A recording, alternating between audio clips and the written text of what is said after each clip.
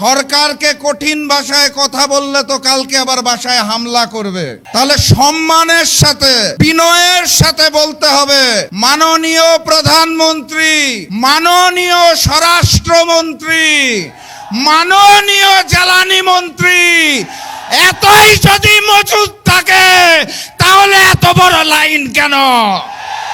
এই মজুদ কোথায় রেখেছেন? নতুন হাওয়া ভবন কোথায় সৃষ্টি করেছেন?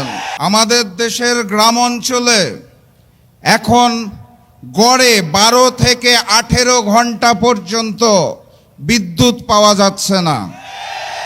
দ্রব্যমূল্যের ঊর্ধ্বগতিতে সাধারণ মানুষের দিন খুব কষ্টে কাটছে। তেলের জন্য যেই লাইন প্রতিদিন দেখতে পাই, মানুষ অত্যন্ত কষ্টে জীবনযাপন করছেন। সেই সময়ে সরকার আমাদেরকে বলতে চায় জ্বালানির পর্যাপ্ত মজুদ রয়েছে। সরকারকে কঠিন ভাষায় কথা বললে তো কালকে আবার বাসায় হামলা করবে। তাহলে সম্মানের সাথে বিনয়ের সাথে বলতে হবে, মাননীয় প্রধানমন্ত্রী, মাননীয় স্বরাষ্ট্রমন্ত্রী, মাননীয় জ্বালানি মন্ত্রী, এতই যদি মজুদ থাকে তাহলে এত বড় লাইন কেন? এই মজুদ কোথায় রেখেছেন? নতুন হাওয়া ভবন কোথায় সৃষ্টি করেছেন? সম্মানের সাথে বলা হয়েছে তো নাকি? আলহামদুলিল্লাহ। আর আজকের এই সমাবেশ থেকে স্পষ্ট ভাষায় জানিয়ে দিতে চাই, গণভোটের জনরায়ের আলোকে ওই জুলাই সনদ এই বিএনপি সরকার বাস্তবায়ন করবে না। অতএব তাদেরকে বাস্তবায়ন করাতে হবে। আর আমাকে যারা প্রতিদিন প্রতিনিয়ত হত্যার হুমকি দিচ্ছেন তাদেরকে স্পষ্ট ভাষায় জানিয়ে দিতে চাই, বাংলাদেশের মানুষের সাথে বেইমানি করে দিল্লির সামনে মাথা নত করে আপনাদের মতো প্রতিদিন ধুকে ধুকে মরব না। আল্লাহ নির্ধারিত সময়ে মৃত্যুবরণ করব, তার আগে পর্যন্ত ইনসাফের জন্য লড়ব ইনশাআল্লাহ। সবাই লড়াইয়ে প্রস্তুত আছেন? আগামী লড়াইয়ের প্রস্তুতি আছে? ইনকিলাব, ইনকিলাব, ইনকিলাব, ইনকিলাব। দেখা হবে বিজয়ে। বিজয়ের পথে যাত্রা শুরু, জীবন অথবা মৃত্যু। আসসালামু আলাইকুম। সংগ্রামী ভাই এবং বন্ধুগণ, আমরা সংসদে এবং সংসদের বাইরে সরকারকে বলতে শুনেছিলাম, অন্তর্বর্তীকালীন সরকারের সময় মব হয়েছে, নির্বাচিত এই সরকার আর মব পরিচালনা করতে দিবে না। গতকালকে পঞ্চগড়ে এবং ঢাকায় যে মব হয়েছে, সরকার কি পদক্ষেপ নিয়েছে তাই জাতি তাদের কাছে জানতে চায়। অন্যথায় স্বরাষ্ট্রমন্ত্রীর পদত্যাগের দাবি জনগণ তুলবে। সংগ্রামী ভাই এবং বন্ধুগণ, আজকের এই ঐক্যের সমাবেশে এখন আমাদের সামনে বক্তব্য রাখবেন বাংলাদেশ লেবার পার্টির সংগ্রামী মহাসচিব খন্দকার মিরাজুল ইসলাম।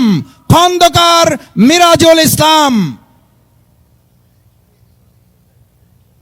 বিসমিল্লাহির রহমানির রহিম। আজকের এই বিক্ষোভপূর্ব সমাবেশের সম্মানিত সভাপতি এবং জাতীয় নেতৃবৃন্দ সবাই এবং সামনে উপস্থিত যারা আছেন সবাইকে জানাই শুভেচ্ছা ও সালাম। আসসালামু আলাইকুম। আমরা এখন এমন একটা সময়ে দাঁড়িয়ে আছি যে আমরা আর আমাদের মাননীয় প্রধানমন্ত্রীর মতো চুপ করে থাকতে পারি না। আমাদের এই দুর্যোগপূর্ণ সময়ে আমাদের আওয়াজ তুলতেই হচ্ছে। আজকে কৃত্রিম জ্বালানি সংকট, এটা আপনারা কি বলেন? কৃত্রিম না, এটা পুরাই কৃত্রিম জ্বালানি সংকট। সেই সাথে সাথে কি হচ্ছে? দ্রব্যমূল্য বৃদ্ধি পাচ্ছে। পুরা সমস্ত সারা দেশের মানুষ আজকে এই দ্রব্যমূল্য বৃদ্ধির জন্য সাফার করছে।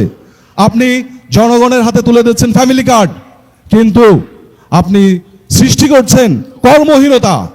আপনি বিভিন্ন জায়গা থেকে উঠিয়ে দিচ্ছেন হকার। আপনি যারা রাইড করে, বাইক রাইড শেয়ার করে, তাদেরকেও আপনি কর্মবিমুখ করছেন। আমরা এই সমস্ত সংকটের নিরসন চাই।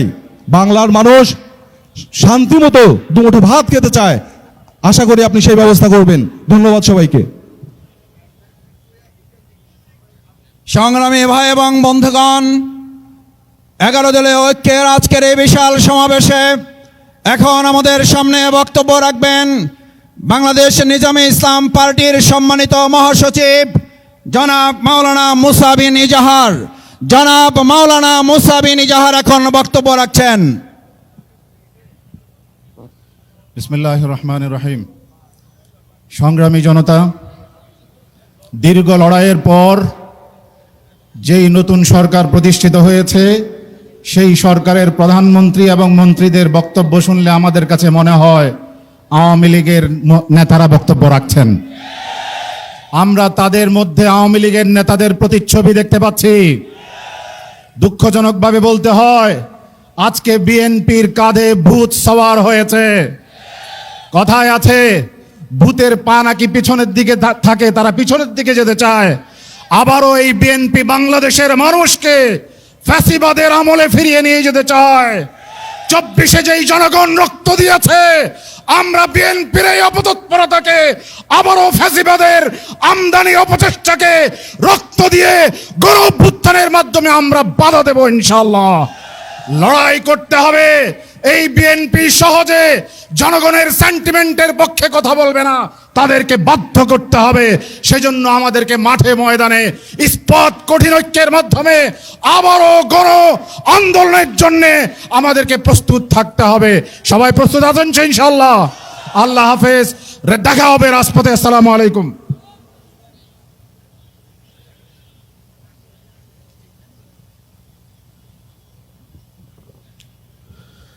সংগ্রামী সাথী ও বন্ধুগণ, 11 দলীয় ঐক্য আয়োজিত আজকের এই বিক্ষোভ মিছিল পূর্ব বিশাল সমাবেশে আমি জানতে চাই, জুলাই যোদ্ধারা কি ঘুমিয়ে পড়েছে?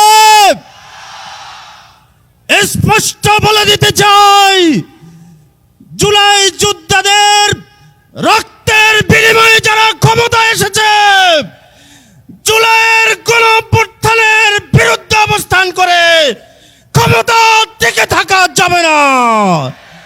সাথী বন্ধুগণ, আজকের এই সমাবেশে এ পর্যায়ে গুরুত্বপূর্ণ বক্তব্য রাখবেন খেলাফত মজলিসের সংগ্রামী নায়েব আমির মুসলিম জননেতা মাওলানা আহমদ আলী কাসেমি। বক্তব্য রাখবেন মাওলানা আহমদ আলী কাসেমি। বিসমিল্লাহির রহমানির রহিম। আজকের এই সভার সম্মানিত সভাপতি, উপস্থিত জাতীয় নেতৃবৃন্দ, সমবেত ভাইয়েরা আমার,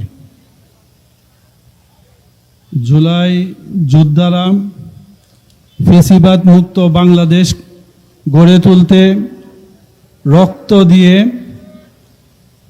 নতুন বাংলাদেশ গড়ার যে পরিকল্পনা নিয়ে তারা এগিয়ে এসেছিলেন, আজকে যারা ক্ষমতার মসনদে এসেছেন সর্বপ্রথম তারাই সেই গাদ্দারি শুরু করেছে। জনগণ রায় দিয়েছে, এই সংসদের দায়িত্ব গণভোটের রায় বাস্তবায়ন করা। জনগণের রায় যদি আপনারা মানতে না চান, জনগণ দুইভাবে রায়, হাসিনাকে 5ই আগস্ট জনগণ রায় দিয়েছিল পাকানো তরকারি আর ভাত খেয়ে যেতে পারবে না, এর আগেই তাকে ভারতের পথে পা বাড়িয়েছিল। আপনারা জনগণের সাথে আছেন, মুখে বলেন, ভিতরে ভিতরে আপনাদের সম্পর্ক ভারতের সাথে এটা জনগণ বুঝে গিয়েছে।